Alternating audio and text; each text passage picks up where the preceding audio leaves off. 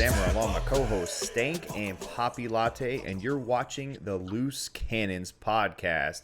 We're hanging out today with the one and only. Some of you young guns probably won't know this man, but he's one of my favorite Buccaneers from way back in the day. Probably one of my first corner favorites from when I was a fan in '96.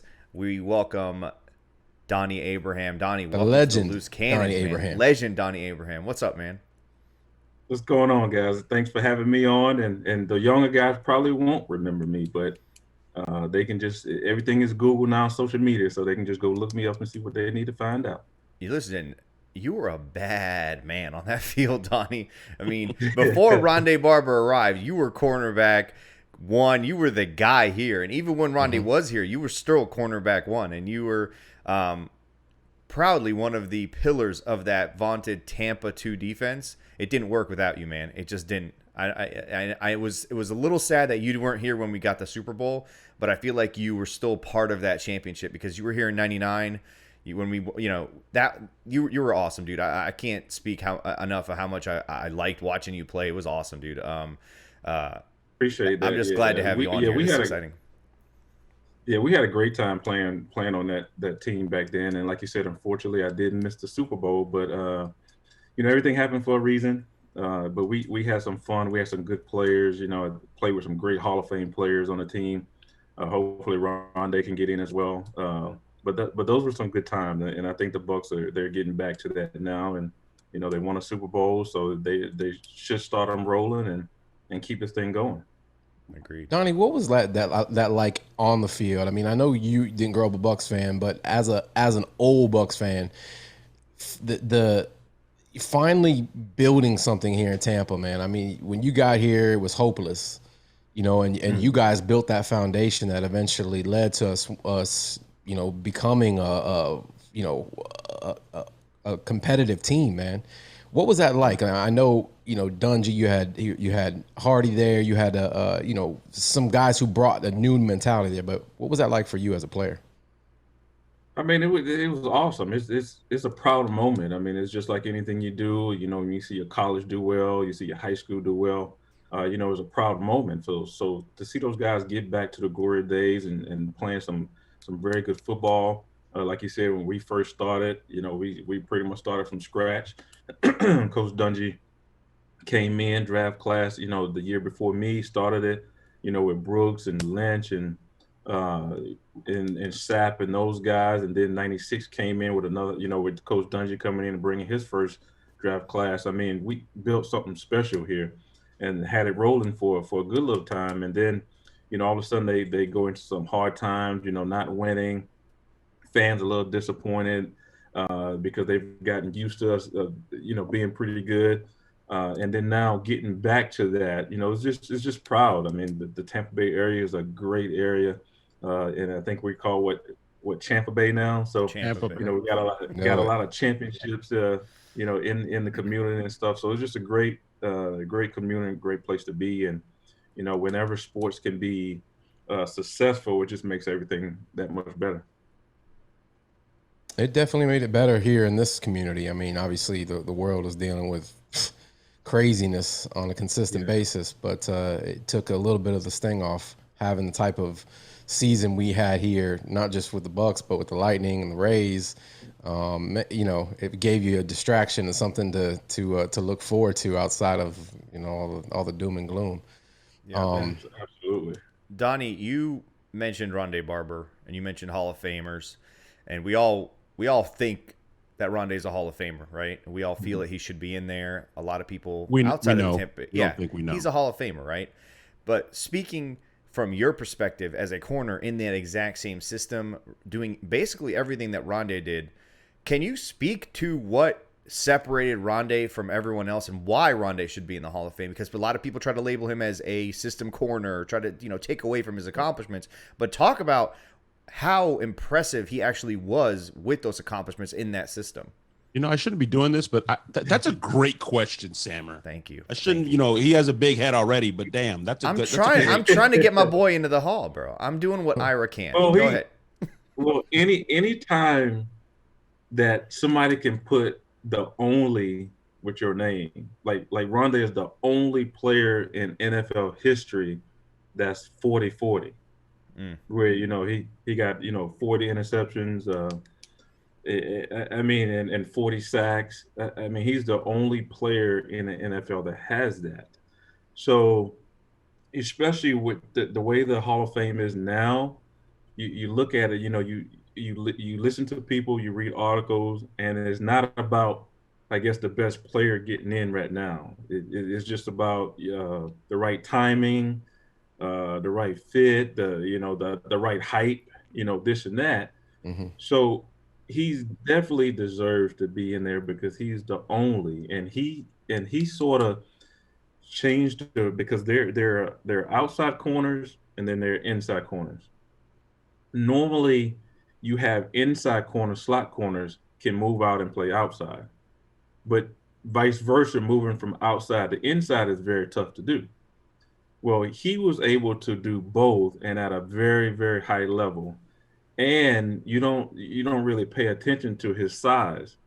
I mean, you look at it, or you meet Rondé, you look at him, you be like, how this guy plays football? I mean, he's either my size or smaller. He can't play football. But what he was able to do in his package, in his small package, by solidifying being a great outside corner and then moving in, being a nickel corner, where he now the versatility shows. He's one of the most versatile corners in the history of the NFL, where now he can blitz, he can pass drop, he can play man-to-man on the slots, and for everybody who plays, they don't understand how difficult it is to cover slot receivers in there, when they have two-way goals most of the time. So, I mean, he's done tremendous things. His stats speaks for themselves. You take his stats right now, you put it with any guy who's in the Hall of Fame now, and his stats blows them away. Mm-hmm. So he, no doubt, should be in the Hall of Fame, and hopefully he gets in there soon. I guess I'm being a little selfish about getting soon too, because I enjoy going to the Hall of Fame a lot too. So I mean, I went with John Lynch. John Lynch was just there, and I had a ball. So I'm like, hurry up, run it, get in so I can go get back. Him in there, yep. Hurry up, get in so I can go back and enjoy it as well too. But he definitely deserves to be in there. And like I said, when you have the only by your name in the history of the NFL, you deserve to be in there. Donnie, I want to ask you, what do you think about how the game is played today compared to how it was played when you played? Because it seems like now, if you give a receiver a dirty look, they're going to throw a flag on you.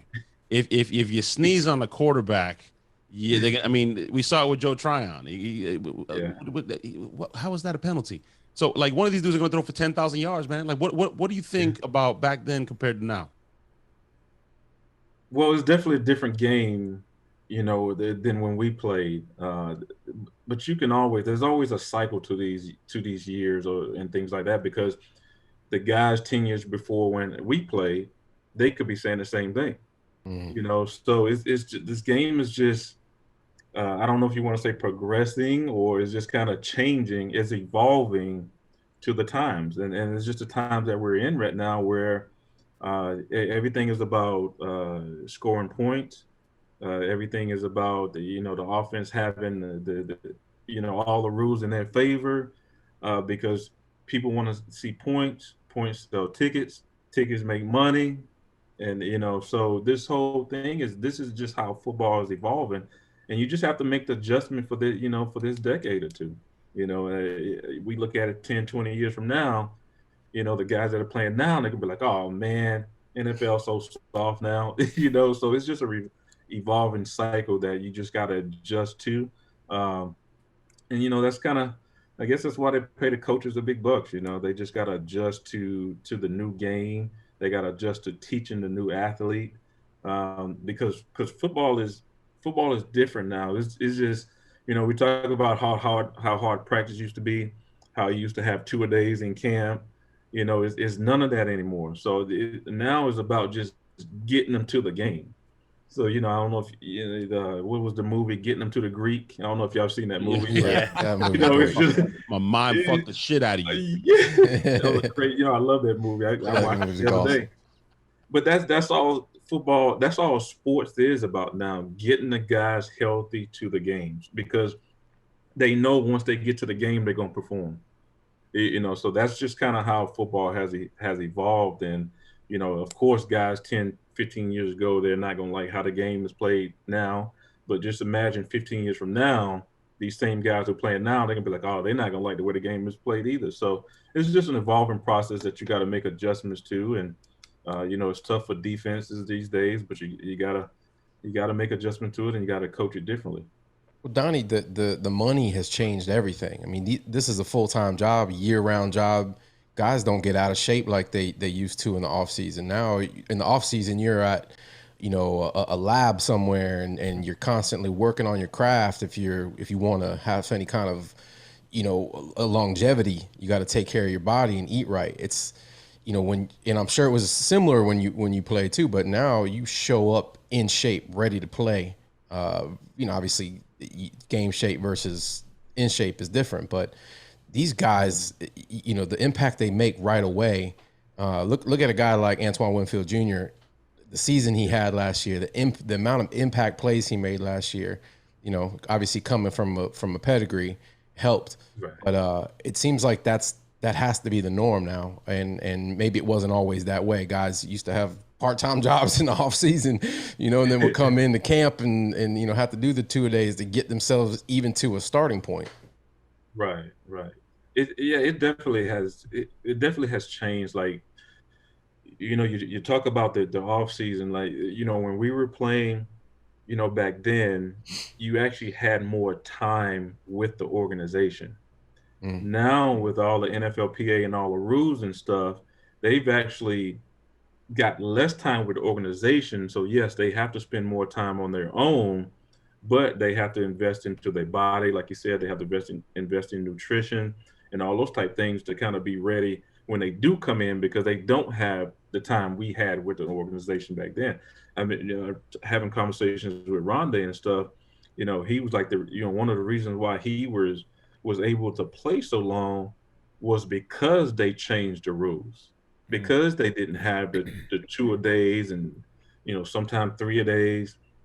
They didn't have all of that. They had time where they couldn't be at the facility, So he was like, Donnie, he was like, man, the rules that they changed, he was like, that's the reason why I can stick around so long, because it's less pounding on your body, and things like that. So yes, the rules has changed, but guys now have to take more responsibility on their own to get in shape and to get ready, and nutrition and everything, because they don't have that time with the organization.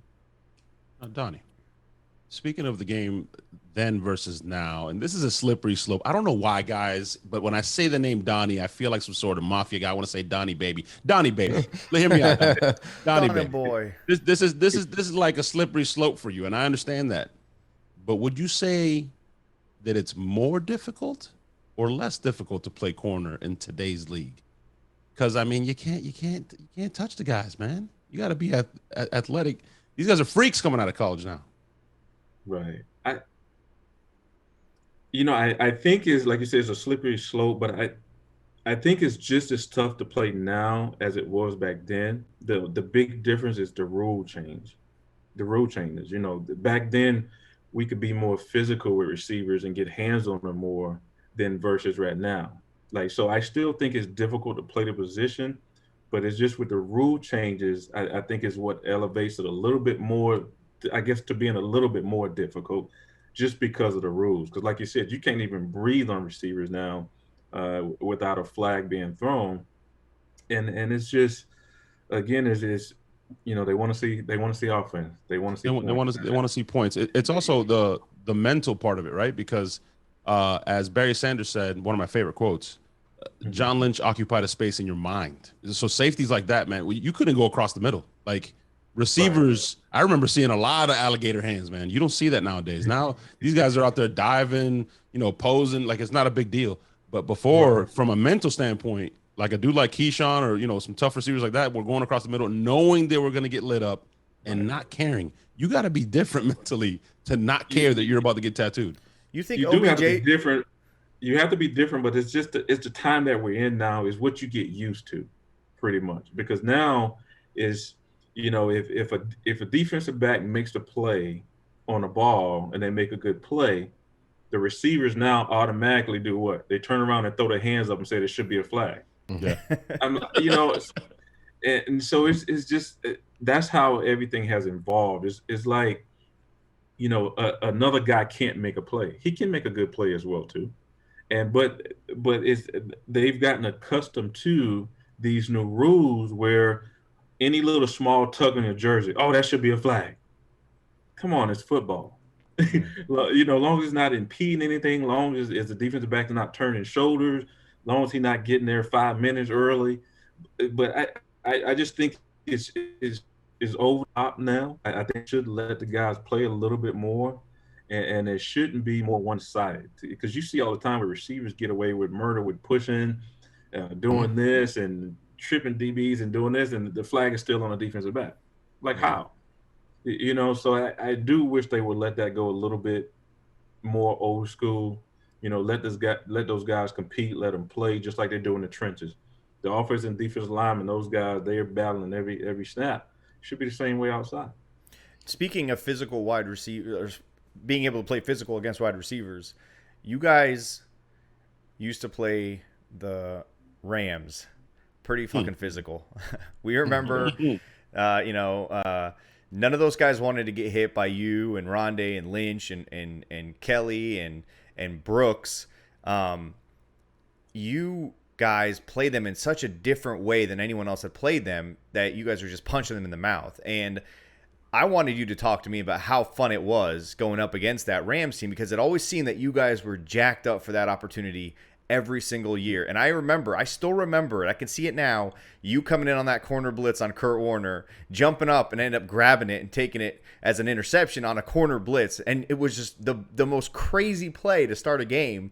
And I think that was a Monday Night Football game. You'll tell me more, obviously, but I got to hear about how fun it was to play against Kurt. Yeah, I think you're thinking about the Minnesota game.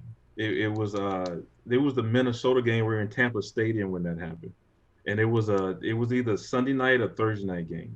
Oh, maybe that's the one you're thinking about. Yeah. I thought you had one in that NFC Championship game to start the game off. I had an interception in that, but it wasn't. It wasn't on a corner blitz. No, it wasn't a corner blitz. Right. That's a once in a lifetime play. That the one you're talking about. Like I couldn't do that again if I tried. I can attempt that like 1,000 times. It wouldn't be able to do that again. So I know exactly which one you're talking about. But the Rams game, the 1999 game, it was so fun. Our motto and theme. Monty Kiffin was our defense coordinator. Tony Dungy was our head coach, who was also a defensive guy as well too. We had Rod Marinelli as our D-line coach. We had Herm Edwards as our legends secondary coach. We had legends. Bill Barry. And our defense, our whole theme or motto was fast, physical, and smart. And that's the way we played. We played every snap that way, and if you didn't play that way, then you were going to be replaced.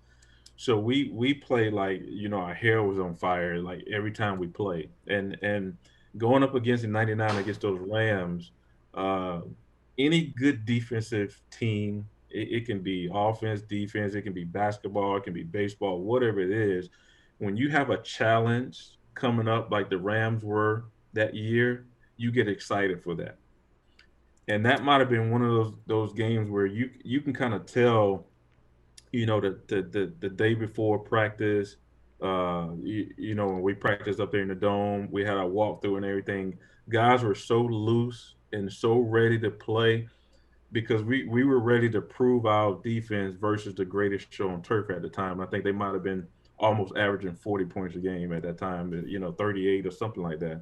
So we were so geeked up to show how good we were on the defense side of the ball. So that was one of the, still to this day, I think one of the best and fun games that we played in.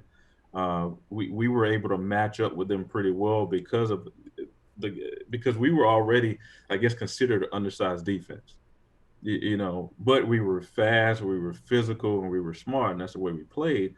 So that gave teams like the Rams trouble because they couldn't outpower us, and because they were more at that time, they were considered more of a finesse team. Mm-hmm. Even though they played more physical than that, but So they could not power us. They couldn't speed wise. They couldn't get because we were fast as well too. So we matched their speed pretty good. We matched their tempo pretty good. So it was just one of those games that went back and forth.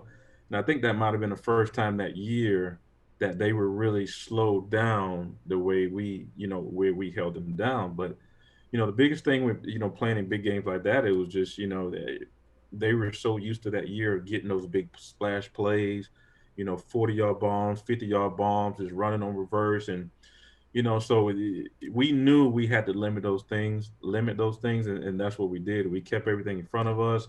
When they caught the ball in front of us, we came up and punished.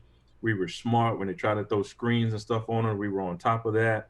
So we just let one big play out of the bag, and unfortunately that was the one that got us. Ricky Prohl. Yeah. So I mean, it was just one of those games, man. It was fun to play in. The atmosphere was great. We had to play perfect that game, and we for the most part we did. Defensively, our offense came through when they had to. At the end of the game and everything, and we just couldn't. We held them down for about 95% of the game, and we just let 5% slip through there. That was a perfect throw, though. You guys did play perfectly. That's what's crazy. I mean, the perfect throw. Perfect throw. Brian Kelly was in perfect position. It was just the perfect pass, and it just happened to drop in there, and Ricky just happened to held on to it. But I do think if we would have won that game, then we would have won the Super Bowl that year as well too. Easily. No doubt in my mind. No doubt at all. Donnie, But if you had an offense like the Bucs had now, how many Super Bowl rings would you be wearing on your hand? That defense and the offense that we're putting on the field today. Oh, we probably would have been back to back. I mean, we'd have won. We'd have won some good. We'd have won some Super Bowls back then, and hopefully that's what they have now. I mean, especially what Todd Bowles has done to that defense. If the offense continue to I guess gel a little quicker this year, which they should because they have more time together.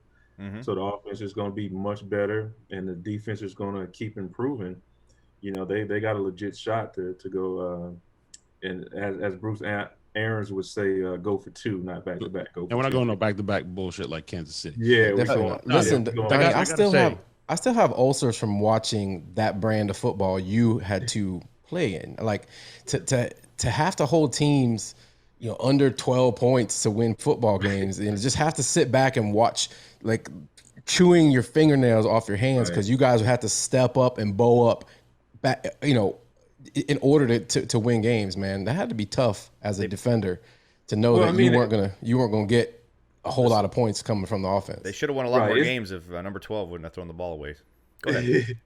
Well, it's tough now when you look back look back at it, but when you're in the moment, when you have the mindset and mentality that we had as a defense, we would tell our offense just, get us 10 points, get us 14 points, and we got it from there, So, but it was just a mentality that we had back then.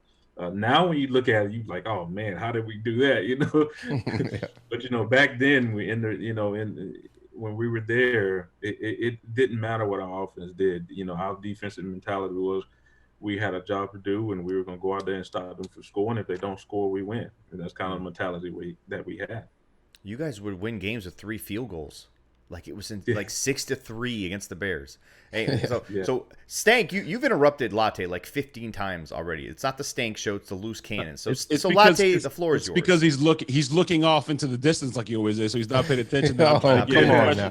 I'm trying to get a question, and he's like, "So Donnie, just you were breaking down that game, and it's crazy how we, none of us have talked about it, but how eerily similar it was to this year's matchup with Kansas City. This high-flying offense, this unstoppable. They can score 50 points a game. They came here to Tampa and blew us up. And even the specific stuff that you said, where it was like, don't let them beat you over the top. That's what the Chiefs are used to, and we made them play everything close to the vest, and we came up and tackled, rallied to the ball, punched them in the mouth, made them earn every yard. It's crazy how similar that was. Yes. But I got to ask you, Donnie, you've seen a lot of really good edge defenders come through here. The Simeons of the world, JPP's a freak, Shaq, more recently. But how special can number 9 be from what you've seen in this preseason so far? And how dumb are the 31 of the teams that allowed him to fall to 32 to us and Todd Bowles? Like, really? Right. Well, there's guys like him that get by all the time, where it just wasn't. I guess the teams, it wasn't their top priority to take a guy like him. Todd Bowles knew he needed a pass rusher, so of course he's going to be high on our list, and thank goodness that he did fall all the way down to us. Everybody that's talking about him now, saying that he probably should have been a top 10 pick. So I think he has a chance to be, pretty good. I'm always skeptical about giving somebody the crown, in the preseason. Sure. But he has shown that he can be special. And he just has to go out on the field and prove it now during the regular season, because we all know there's a big difference between the preseason and the regular season. Because in the regular season, he's going to be game planned for. Like when he's in the game, they may put a tight end over there. They may double him with a tackle and a tight end. They may put a back to him. So it's going to be more of a game plan during the season. In the preseason, coaches are just trying to run plays. They're trying to get much plays they can get in, so they can evaluate the talent, because you got to go from 90 to 53 players, so they're trying to get plays in. They're trying to evaluate the talent that they have. So it's going to be a little different ball game for him in the regular season, but he has shown the potential. He's shown like he can be one of those big time defensive ends that Tampa is known for. And he kind of reminds me of Simeon Rice a little bit.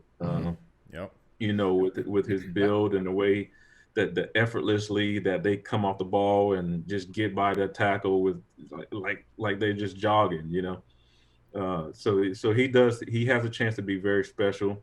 So hopefully he can continue that once the regular season starts. And it's gonna and it's, like I said, it's gonna be a little different in the regular season, because now offenses are going to game plan for him, whether he starts or whether he comes in, he's going to have a package. Todd Bowles is going to have a package for him. And it's going to take, offenses probably, 4 to 6 weeks to figure out what that package is. And then they can start kind of game planning for him. But he is special. He looks very good in the preseason. Definitely the backup tackles and stuff couldn't block him at all. Or tight ends. That's for tight ends didn't have a chance. I agree. I agree with you. Donnie, baby. Donnie. I agree with you. But we can agree, right, that just like they're going to game plan for him, we have a mastermind here in Todd Bowles, and he's not going to be relied on as the starter. And we've already seen crazy stuff like JP or Shaq, him, and Devin White lined up on the same side. That's just, I mean, come on. What do you do as an offensive line with that coming at you? Well, you better believe Todd Bowles is a mastermind of that. You better believe he's not going to be in the same spot. He may be over center. He may be at the end. He may be lining up at safety and blitzing from 20 yards with Todd Bowles.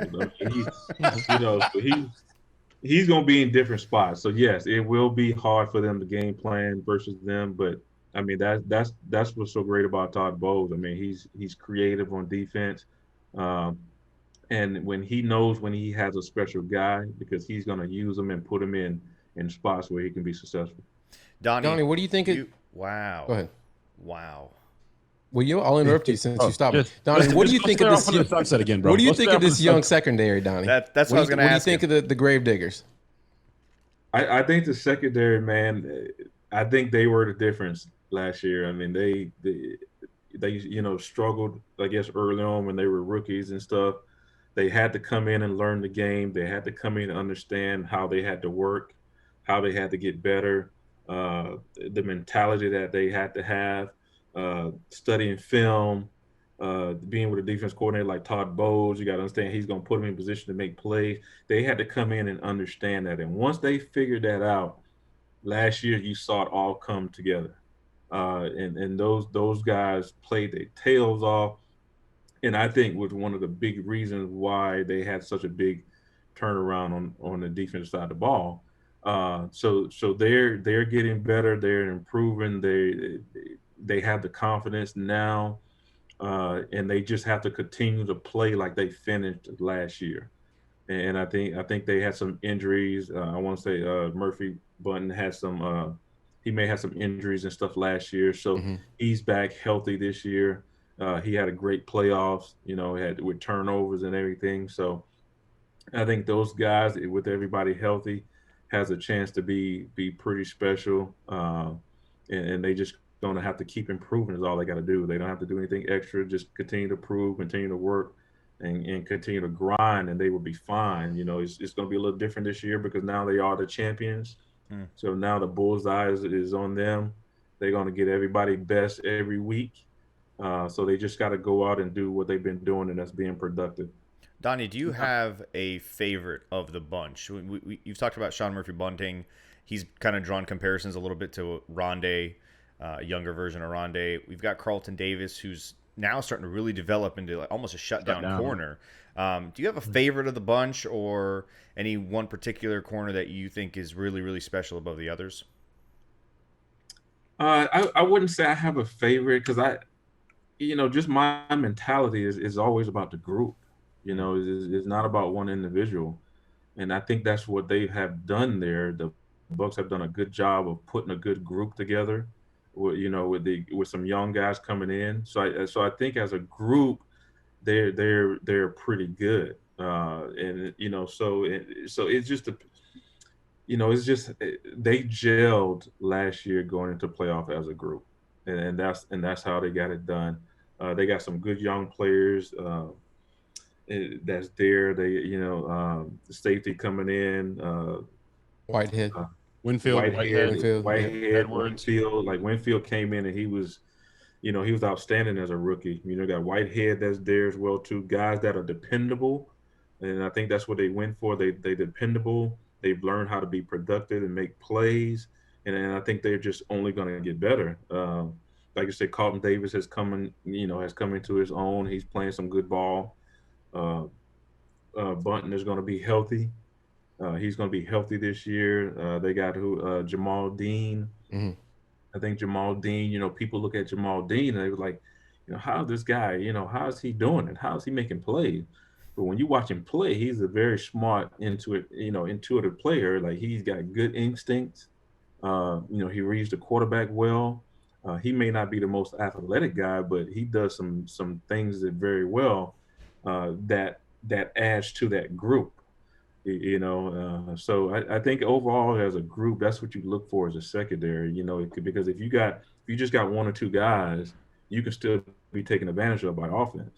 Because they can isolate those one or two guys. Okay, we're gonna put you over here. We're gonna go the other way, and But if you have a good group, then it's hard for offense to kind of get by or isolate some guys. So I think that's what they have, which is a good group. Now, Donnie, you got to play with a phenomenal front seven, legendary front seven. How much easier does it make your job, or like you said, the group's job? Because it's like they say with offensive linemen, right? It's a dance with offensive linemen. You got to know where your line mate's going to be, because it's just you're dancing. But it's a dance as well with the secondary and the front seven, the pass rush, because you get to play, like you said a little earlier, fast, physical, smart. You get to jump those routes. You get to sit a little more flat-footed. You don't have to, like, how much easier does it make it to have a mastermind? We just discussed that, and that kind of pass rush that you had and that we have now with Vita and JPP and Shaq. And it makes it so much easier when you have a pass rush. I'm telling you, those guys up front, man. Just like I talk about this, the back end was a key last year for the defense. Well, the front seven guys, they've been balling all year. They were doing good. They were pressured, this and that. And when the secondary finally got together and that group, they started being productive and making plays. Now you got a whole complete defense, and that's why they were able to do so well towards the end of the season last year. But the front seven, man, they make a huge difference because everything changes. You look at and you talked about, I guess holding the ball versus having to get the ball out now. So, quick story, when I was at, Tampa, we had the Warren Sapp, and we had Cheedy, Simeon, Culpepper, Steve White, uh, Booger McFarland. We had all those dudes up front where the ball was coming out in 3.5 seconds or less. It was coming out. So as a secondary, if you knew that, you knew the timing of it, then you knew, well, you make him be aggressive on this play. You can drive this ball because he ain't running no double move. He ain't gonna have a chance to do that. It used to be games where, Warren, Sapp would he would turn around and look at us and be like, hey, jump what you see because they ain't gonna have time to run no double move. And when you could have that confidence from your front four telling you play what you see, then you can make a lot of plays. Now the flip side of that is, fortunately I was, released from Tampa and I had to go to the Jets. Well, and I went there with Herm Edwards, which was great. Great. Herm was my DB coach in Tampa. Had a great time at the Jets as well too. But their defense wasn't as stout as the defense we had at Tampa. So now my mindset, I went from a 3-second mindset. Now I got to go to a 5-second mindset. Ooh, that's a lot. That's an adjustment period because when I first got there, my mind is still on 3 seconds. Yeah. And you realize, like, hey, wait a minute, the ball ain't out. What's going on? So I got to keep covering. It's an adjustment period that you're like, oh, shoot, I got to cover a little longer now because the quarterback is sitting back there all day getting ready, going through 1, 2, 3, 4 reads and sometimes coming back to one.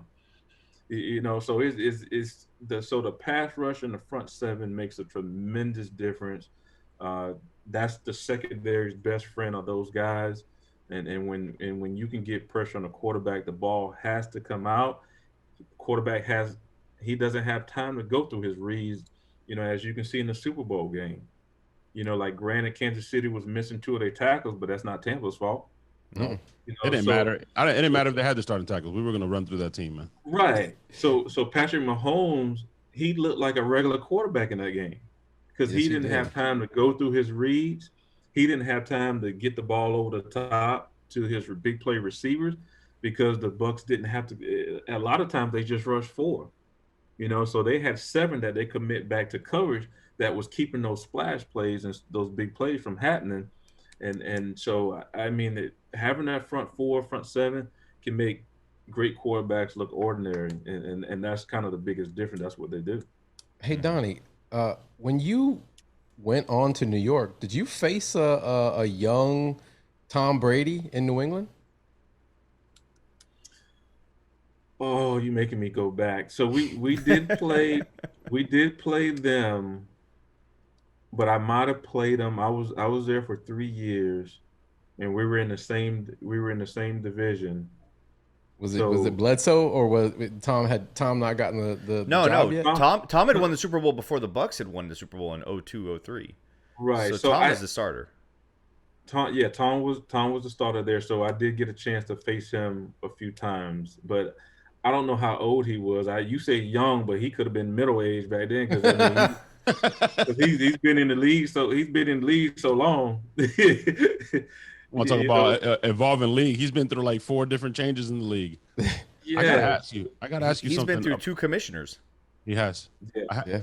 I have to ask you something that's near and dear to all Buck Nation's heart. You played with double nickel, special guy, special human being, special linebacker. There's a guy here that plays now that doesn't get the respect he deserves, and he's starting to get it a little bit. But what are your thoughts on Levante David and not getting the national attention he deserves? And as it compares to Derek Brooks, I mean, people love to compare him to Derek Brooks. A phenomenal athlete. What are your thoughts on Levante David? I don't know. I don't know. He might have some pictures on somebody or something. Or somebody he like he done somebody wrong.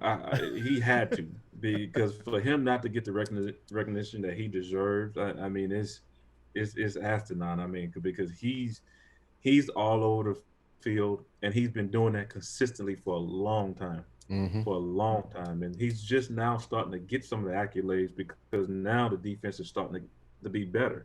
It's a stout defense now. You know, he's been doing that for a long time, but the defense hasn't been so great. So I guess he wasn't getting the attention. But now he's starting to get the attention. But this guy, man, he's all over the field, and to me, I don't know how he keeps doing it. I think he's motivated. I want to say he probably has a chip on his shoulder because he's not getting the recognition he deserves. And then when you get a young linebacker coming in, I think that motivates him as well too to continue to play because now he has to be a mentor as well too. If you think about it, Donnie, Levante got to play with Rondé. I mean, so the fingerprints that he learned came from the same fingerprints you learned from. You know what I mean? Like that was passed on in a way. There's a connection to that area to. Levante is still on the field today. Absolutely. He shut down Kelsey in the Super Bowl. Shut him down. And that's something he can share with his young group of guys. He got in there. He got in there now. So I mean, but he's been a tremendous player for a long time. Mm-hmm. So hopefully he continues to get his recognition now because he's finally starting to get it. But he's definitely the catalyst for that defense. He's kind of the engine that makes him go, and he has some great people around him now. We talk about JPP and the studs he got in front of Dominican Sue and all those guys, and I mean they got it. They got it. They got everything in place. This is the time for them to continue to produce and continue to win and be one of those rare teams that do go for two, Donnie, we have Rondé coming on this show soon. And when we have former players on like yourselves, we love to hear about locker room shenanigans, stuff like that. So we have Rondé coming on. I got to know something about Ron. I know you got to see him as a rookie, so there's got to be some embarrassing moments that you can share with us that will not hurt Rondé's feelings, obviously. But nobody's something listening. Something that we can really kind of just poke the bear a little bit with, because I know you saw him as a rookie. There had to be something there, man. Come on. Donnie's like, oh shit. Give me something. Put me on the spot now, because y'all know that's my boy now. That's why he'll appreciate it. He'll appreciate it. We're good friends, and to this day and stuff. But I may be the wrong person to ask about that because I'm one of those guys that I was blessed and fortunate to play in the NFL. I was always one of them guys like, curfew coach said you got to be in 10, I'm in at 10. I was always, strictly by the book and all of that. I tried to stay out of everybody's way, just try to stay in my lane and, and do my job. So I didn't look for things in the locker room, so to speak. But what I can tell you, about Rondé, I was there when he came in as a rookie. Okay, and he'll probably tell you this. I don't know if he's gonna get mad at me for saying this, but he almost got cut. Like when he first came in, he went through his first year and he kind of struggled. Mm-hmm. He struggled the adjustment period of, going from college to the NFL, struggled a little bit.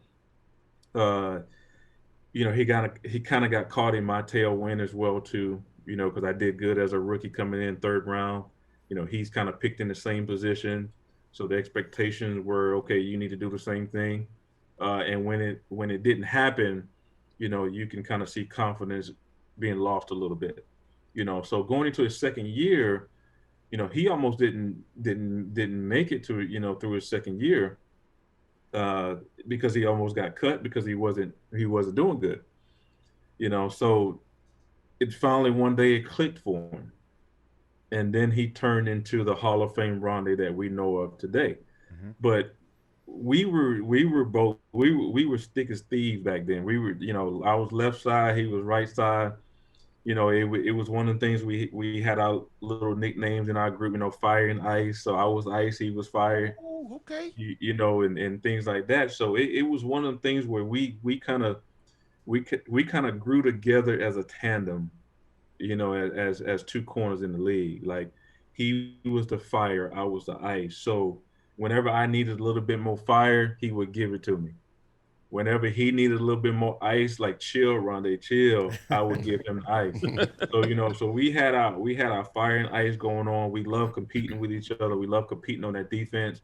You know, multiple times during the game, we would always tell, you know, if I make a play, I'd be like, all right, get ready, they're coming to you now. You know, I was like, you know, you got to send them back to me. So he'd make a play. He's like, all right, they're coming back to you now. So we always had these little competitive things going in. We learn our trait together, because no matter what you say, how much you have a coach, you got to remember that a coach in the NFL is not there per se to teach you all technique. There to get you ready mentally and focused for a game. So if you don't take it upon yourself as a player to do extra stuff and continue to get better, to continue to work on your technique every day, you're gonna get left behind because they don't have the time to do it. You know, so we took upon ourselves to help each other out. You know, our planning drives, our techniques, all this type of stuff. We kind of helped each other out and kind of formed a great tandem. And then I say tandem, but you can really add three to that when you add Brian Kelly coming in, you know, the year after Rondé. Then we had a third guy to that group. And as far as three corners, man, I tell you, I thought our three corners, I will put us up against anybody as far as three good cornerbacks in NFL. So I don't know if I told you any juicy stuff about the locker room. You know, we got cold. We got. I know. Exactly. I know. No, we can't. I know. Hey, I'm just hoping for some embarrassing moment. That's all. But Fire no, Nice is perfect. When he comes out, they're like, "What's up, Fire? What's good?" Yeah. Did Rondé have hair as a rookie or anything? Did he come in with like a, you know, like big old afro? Yeah. Well, I can't talk about hair because I think we all came in. Right here with you, bro. As a rookie of the hair Right here too. with you. Like I can't find a particle now. I'm trying to pluck some, can't find it, you know. But I'm like, yeah. So I can't talk too much about hair. I do. So what I heard is that these three corners would be the only three corners put together that would be able to stop the current Buccaneers offensive weaponry. That's what I'm hearing. That's what you heard? That's what I heard. I like that. Donnie, how are you matching up with Mike Evans, Donnie? Yeah, man. How you playing Mike? How do you play Mike? You know, just like I matched up with Randy Moss. It's just hey, good comparison, by the way. Good comparison. Great comparison. It's just a competitive nature. Like you're gonna win some, you're gonna lose some, but you can't be afraid to compete. And that's what we did. I'm not gonna sit there and say we were lockdown corners like Deion Sanders or anything like that, but we were gonna compete. We were gonna fight you. We were gonna hit you, and we were gonna win some. We were gonna lose some. Deion wasn't hitting nothing though. Deion wasn't hitting anybody.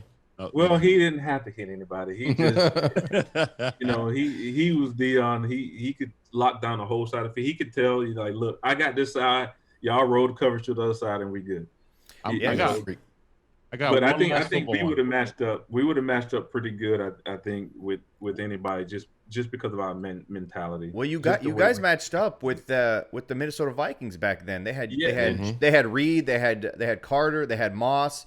And that first game where Moss blew up, it was against us somehow. But you guys came back later on that season and matched up well. But still, they had a three-headed monster with quarterbacks that could launch it. Cole Pepper. Absolutely, they had a three-headed monster, and if you didn't know how to play those guys, man, they would embarrass you. You know, we played Randy Moss in his prime, and you added him to Chris Carter, who's a veteran, great player, and then Jake Reed. I mean, that Hall of Fame Chris Carter, Hall of Fame Randy Moss. I mean, and Jake Reed, and then you had the running back that was pretty good. Robert Smith. The best receiving running back I've ever seen. God. Yeah. So I mean, 80 yards. It's just like if you wasn't ready to play on Sundays, you would have got ran off the field. But like I said, we competed our tails off. By no means were we shut down guys or and things like that. But we would compete and we would make plays and we were all smart. And that's kind of what was our advantage. This is my last football one, and then Sammer can ask you the important question because we. Oh no, I got one too. Before this one's really important. Okay. Well, mine's okay. Go ahead then. Mine's just kind of it's kind of cute. Donnie baby. Listen. In a game, you played with 47, and it happens all the time, right? I mean, I saw Phillips, one of our safeties way back in the day, got his arm broken like that. Did you ever get any friendly fire? Like you're in the trail position, you're about to jump in, and then 47 just comes and just cleans it up, and you're like, God damn, like what the? You fucked it. You know that happened. Did he hit as hard? Did he hit as hard as people say? Did you get some friendly fire 47? You just answered your own question. I mean, you just answered your own question. Of course. So get this now, okay? We had a John Lynch 3-second rule. Right, so I love this. If you didn't get that receiver down in 3 seconds, get out the way, let him go, because we knew John was coming in and he was laying anything out in his path. So we actually had this rule. The DBs knew this. We knew that a receiver catch a ball on you, you break up, you hitting him, and you can't quite wrestle him to the ground. You got 2 to 3 seconds, and you can actually sometimes see on film where guys are just like let go and John comes across and just lay him out. Was this a coach's rule? Like, hey, Donnie, we don't want you breaking your arm, bro. Just let him go. No, this was a player's rule. We would never tell the coach that because the coach would be like, "Don't you dare let him go." Yeah, don't let anybody go. No, this was a player rule. This was a DB rule. We knew about it, and Sapp. I mean, he broke Sapp's hand.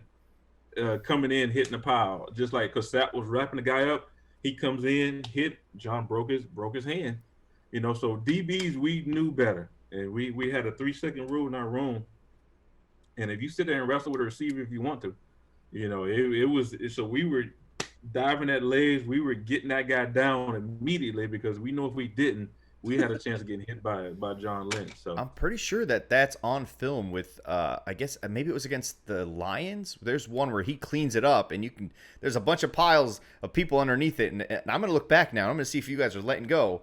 I know Derek wasn't gonna let go. Brooks is on one of them. He's not letting go. No, Derek wasn't gonna let go. It was just the little guys in the back. It was just a small guy. Who couldn't take that lick by John? Did he ever hit you though? Did you ever see Star? Yeah, we got caught in the crossfire. Yeah, we got caught a few times and stuff, but for the most part, we tried to make sure.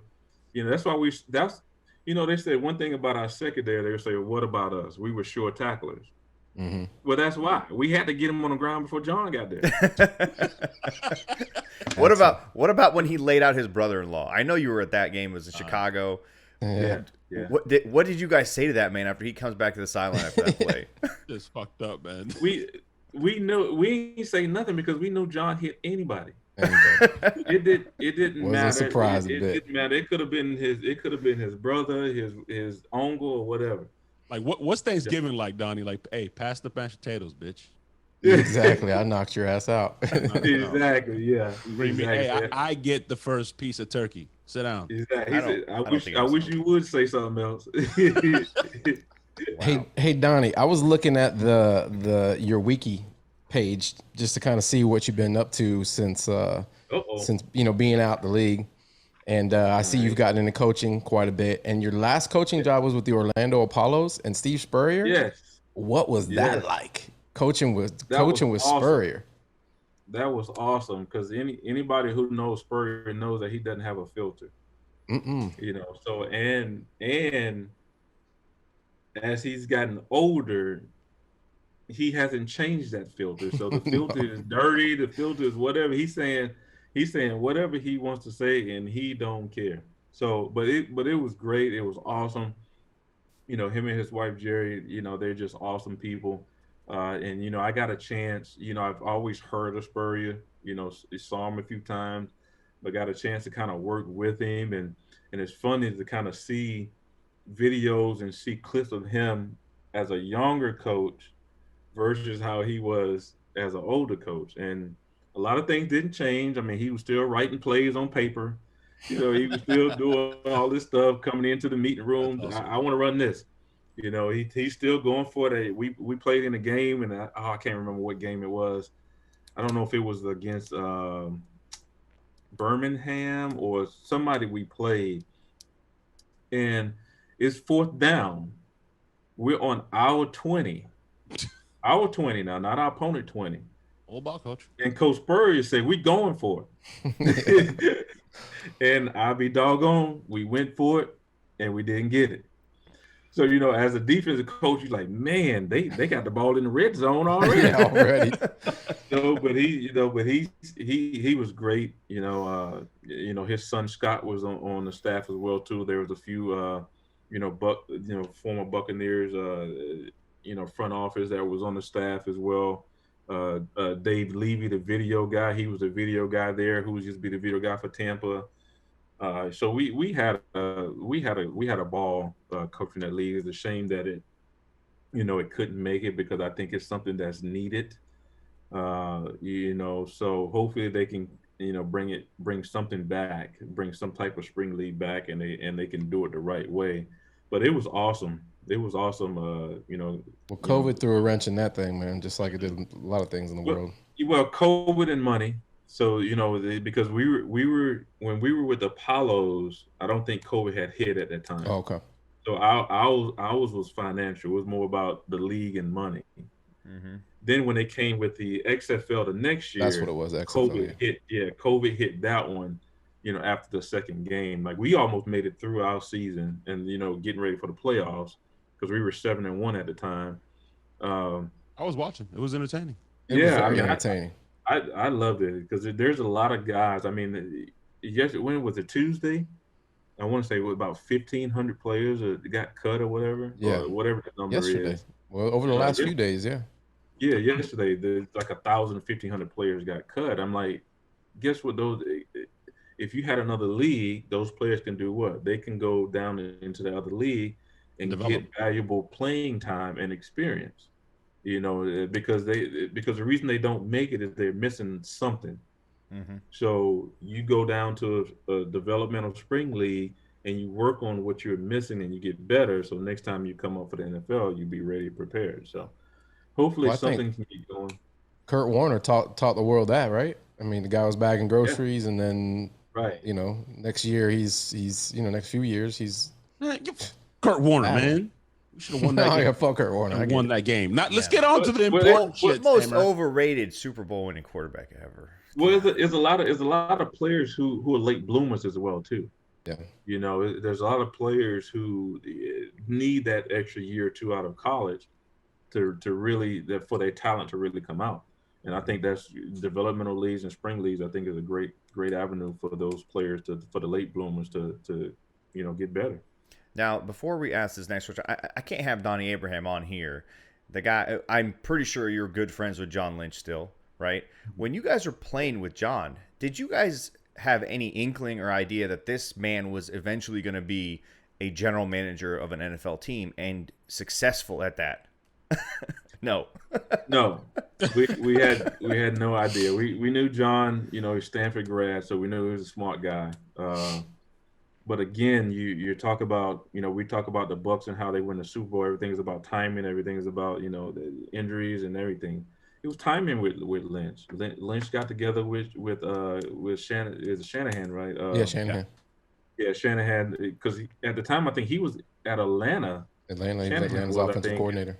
Yeah, offensive coordinator. I think he just got fired or something, or no, they went to the Super Bowl. Was going to get fired. No, they went to the Super Bowl. That was the 28-3 game with Brady. When Brady came back.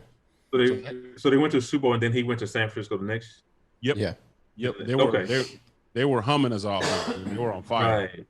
So it's just hitching your trailer to the right vehicle. I mean, John was. I don't know if he might have met Shanahan a few times, but I think they just had a casual conversation, and all of a sudden, hey, what about me being your GM, and we go as a package to San Francisco or whatever. And it just happened, everything right timing. Because John was in the broadcast booth, right? I mean, I think he was broadcasting games. He was a really good broadcaster, yeah. Mm-hmm, yeah, I think he was doing some broadcasting and stuff, but it's when you're good people, good things happen for you. And I think John, of course, like I said, he's a smart guy too. Now, don't get me wrong. Stanford grad and everything, and being a good person, being a smart guy. Connecting with the right person, and it led to him, being a general manager at San Francisco, where he's doing a tremendous job. Yeah, and being a smart guy, you kind of learn on the go. Mm-hmm. You know, because I don't think anybody is ready to. There's nobody ready to be the president of the United States. There's nobody ready to be the general manager. You come in and you learn as you go, and just hopefully you can make some good decisions as you go. Same thing with being head coaches, because you know the one thing I hate to hear is, oh, this guy don't have any experience. But come on, everybody who's a head coach had to learn from somebody in the past. At some point, yeah. Everything that they're doing, any practice plan or material or anything that a coach has, he got it from somebody else. So it's about giving a guy an opportunity, and that guy make sure he learn as he goes, and that's what John has done. He's gotten a great opportunity, and now he's got years under his belt where he's become a outstanding GM. Sometimes that backfires on you, though. Sometimes because we've been giving Stank a chance, and he just doesn't fucking improve. He just doesn't get better. Bro. Sometimes you're too old to change. He just doesn't get better. Me and Sammer have improved our framing, our our etiquette. We don't interrupt each other. We're centered. We're not looking off into the distance. And Stank just comes in and he just does. It's been a fucking year and a half, Donnie. You run out of fucks after a while. You know what I mean, Donnie? You know, you get old and like, I'm not changing for you young fellas. No. Listen, Donnie, you want to coach in the league? Wow. There he goes again. I know. Like I would, like I would coach. Absolutely, I would coach in the league if the opportunity presents itself. Where I'm at mentally now, like I'm in between gigs right now. Like you said, you were looking at my wiki page, and I've been doing a lot of coaching from high school to arena league to the AAF. I was at IMG Academy as a defense coordinator for 2 years. I've been to University of Illinois Power 5 school. Oh, wait. Did you coach against Bishop Sycamore? You know what?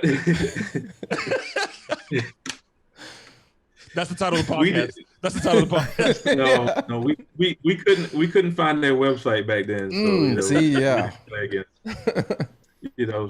So I've been and I've gained a lot of experience and kind of, I guess, groomed myself into what type of coach I feel I should be, and this and that. So yeah, if the opportunity presents itself, yeah, I absolutely would coach in the league. I would also love to be a head coach of a small college, whether that's D2 or FCS or something like that as well too. That's kind of what I'm putting all my efforts to right now. Trying to do that, and of course, if something in the NFL pops up, absolutely. Your former teammate Jacquez Green, I think he's got the head coach gig now of the Manatee High School Hurricanes. Down here. Manatee Hurricanes. Yeah, that's a cool gig. Yeah, that's absolutely. A lot of history coming through that school too. Listen, you mentioned good people, Donnie, and I could tell you're good people, and I want to have you on this podcast again. Like I don't want to have to shut the door after this episode. So the next two questions are very, very key to welcoming you back. I'd love to have you on here to break down secondary play every now and then, every few weeks. It'd be awesome. Anytime you need me, I'm available. No. But you might not be welcome back. Exactly. Depending on your answers here. This is a big deal. All this other shit, no matter. This don't matter. This is the question. This people tune in for. So I gotta hear the question first. Though. I gotta hear the question first. You can't put that out there without hearing the question first. It's coming. It's coming. So we love food on this show. We love football. We all agree that chicken wings are the greatest food ever in the entire planet. There's no question. 100%. Don't even do that, Donnie. You nod. Don't do that. Nod and agree, because we are all correct on this one. Let's just nod. Aimlessly nod. Now, when you're eating these chicken wings, Donnie, I'm sure you love chicken wings. Are you going dry rub, or are you going saucy, just soaking wet, need extra napkins type of wing? Now I can tell you how I started and how I am now. Okay. So I started out saucy as a wet guy. Like I love the wet sauce. The honey barbecue is my favorite, and all of that. Now to this day, I'm more of a dry rub guy. Like I'm lemon pepper all day now. Lemon pepper. So see, that's old guys. We can relate. Get my hands all dirty. What? I got a feeling. I love the dry rub now. So, but I've done both. Like, because to me, it's like good wings is like a good steak. You don't need sauce on the steak, do you? If you got a good steak, you really don't need sauce. You know, so well said, dude. He kind of answered the second question, but maybe. Maybe. The more important of the two questions, Donnie, baby. When you're having said wings, are you dipping them in blue cheese or ranch? Well, I already know which one you like. You like blue cheese. You like blue cheese. It's not you. It's we. You already told on yourself. It's we. He did. But I'm gonna have to go opposite of you because I love ranch. Oh man, Donnie, shit. Donnie, I love Cut the call. Ranch. Cut the call. I love ranch. We're on a bad streak lately, man. Everybody's fucking ranch. What's up with these former players, man? What's up with these former ranch? Can you tell me, man? It's ranch all day. Do you not like blue cheese, or is it just you prefer ranch, or do you not like blue cheese at all? I know it's not like it's not like I don't like blue cheese. I just prefer ranch. To me, and this is just me personally, blue cheese puts another taste in your mouth, which takes away from the wings. To me, that's just me personally. Disagree. Okay. Don't tell me about Rondé because Rondé's going to come on here and answer that question. But I don't know how the hell we get Lynch. Do you know if Lynch is is he a blue cheese guy or is he a ranch guy? I don't know, but I know what Rondé is because we were roommates. No. But I'm not gonna say anything. All right. I'm not gonna say anything, but I'm just saying, yeah. I feel like Lynch should be on some TB12 kind of avocado dip or something. Lynch is from like avocado salad or something. He's from California. Yeah, he's a Cali guy. He might go neither. He might not even take either one of those. Wings. He might not even eat wings. He might be like, I prefer chicken breast. Let me get my kale wrap with He's probably got like a sliced chicken breast. It's the cauliflower wings that he's gonna try to hit you with. He might do oven wings. Yeah. Hey. Roasted. Roasted wings are good now.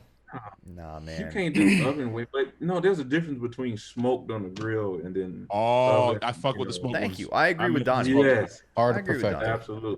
Except when you have Stanks wings, because when he smokes them, he smokes wings for like 18 I haven't got my timing right on the smoking. Time is off. It's like wing jerky. It's like wing jerky. When the bone is softer than the wing meat, there's something wrong. That's all. Yeah, I chew on the bone, so that's okay. How long? Keep it on there for 18 hours or something? 18 hours, man. He does an overnight smoke. You're old school. You're old school, Donnie. So I'm sure you've seen Bambi. You know, at one point where it gets scarce in the forest and it's all just winter and snow, and his mom is like peeling bark off of the tree to feed him, and that's just what deers are doing apparently. That's his wings. That's his wings. Wow. They're dry rub, all right. Now, not mine, and not mine. Mine and Sammer's are they're beautiful. They're gorgeous. They're candied. They're amazing. I go through a whole roll of freaking paper towels, man, when I eat per like wing. 4 wings. Yep. Per wings and stuff. Per wing. Yeah, I love wings. Like this is what mine and Sammer's wings look like. Nobody can see that. Oh, hey, it actually focused this time. All right, see, those are all right. Those are smoked wings, yeah. Yeah, I don't like the plating though, but the wings look good. Don't worry about my plating. You can plate yours beautifully. Actually, his plating shows finesse, elevated. It's I mean, it's right there. You can't even plate your wings. You know how you plate yours? You freaking step on that little thing that opens up the trash lid and you drop them and you walk them. Don't try it. Don't try the system. That's how you plate them. They're trying the system. Hey, all right, we'll let Donnie decide. No cleanup with that way. No. We'll let Donnie decide one day. Maybe we'll see. Donnie, thank you so much for hanging out, man. This was fun. Having former player, I mean, like I said, man, you were my favorites, man. This is awesome. And the youngins out there now, they're gonna all start Googling you and looking at you in YouTube. They're gonna be like, "Who's this Donnie Abraham cat?" They're gonna see Donnie didn't fuck around. If man. you don't know, you really need to check yourself, bro. For real, I mean, come on. I don't even know who Donnie is. Ice. Didn't you lead the league in interceptions one season? I only know Ice, bro. Ice. Yeah, back-to-back seven interception seasons. Yeah, look at that. I mean, and I'm pretty sure you didn't make the Pro Bowl on one of those seasons. You were disrespected, man. The first one I didn't, so I actually should have made it that year that I didn't make it, and I came back the next year and followed it up, and made another one as well too. So get this. So Rondé has topped the course everything, DB, interception, all that type of stuff, right? And he's the only in the Hall of Fame. But I think I've gotten 5 or more interceptions. I think 3 years in a row. So I've done something he hasn't done. Oh, You know, so and I saw that on it was on the Pewter Report, I think. Pewter Report. Yep. Remember they had the top 50. Yep. So I came in, I think, at 16, and so I'm reading it, and it lays all that in the bio, and I was like, I didn't even know that. You know, so I read the stuff. That's Rondé, like, I got something you don't. But that's something he hasn't done, I think. I'm gonna remind him. I'm gonna remind him of that, Donnie. I got you, man. For him. Before there was Revis Island, for all you young bucks. Other than that, he's the best. You know, he's the Hall of Famer. You know. Before Revis Island, for all you youngins out there was Donnie Island. You know what I'm saying? No, dude, listen. I'm not saying this because he's on the show. Donnie Abraham was a bad motherfucker on this defense. Yeah. It doesn't flow without him. I'm telling you guys. Rondé learned from somebody. Name a corner before Donnie Abraham that played for the Bucs that's worth naming. No idea. By the way, I don't know. You're no longer Donnie. It's Ice. Ricky Abraham. Reynolds. No, maybe. Ice. Well, my nickname was Iceman. Oh, you know, so Scott. I think it was Scott Reynolds from the back in the day from Pewter Report. From the Pewter Report gave me. I think it was Scott, or it was either Scott or the other. I forgot his name.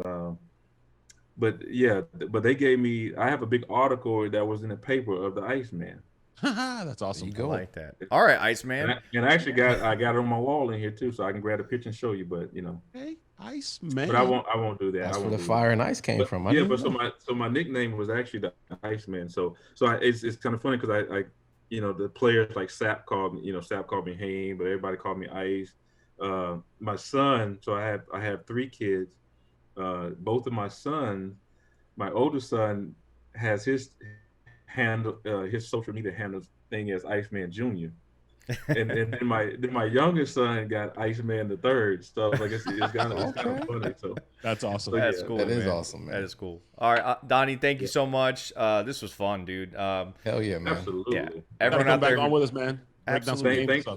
Thanks for having me on and everything. And anytime you want back on, don't hesitate to call. Right now, like I said, I'm not coaching, so I got free time now. I'm about to start traveling to see my youngest son at Marshall play some football games. But other than that, I'm free and ready to go, and I always love to talk football, especially Buck football. Yeah, man. I'm gonna text you after this. We'll get your info so I can send you some cool merch from us, and also some cool merch from our friends, our new sponsors, For the Bay Clothing. This hat, I've got this crazy ridiculous shirt on. Defend the. I mean, oh yeah. We make some cool stuff, guys, but For the Bay Clothing makes some amazing shit, and it's not just Buck stuff. They make Rays stuff, they make Lightning stuff, they make Buccaneer stuff. I mean, it's awesome stuff. Check them out, forthebayclothing.co.com. Donnie, I'm gonna hook you up with a bunch of cool stuff from them and from us. Hey, and again, I'm ready to represent. Bring it on. I'm ready. Yeah. I love it, man. Sure. From the Loose Cannons, Deuces, go Bucks. Go Bucks.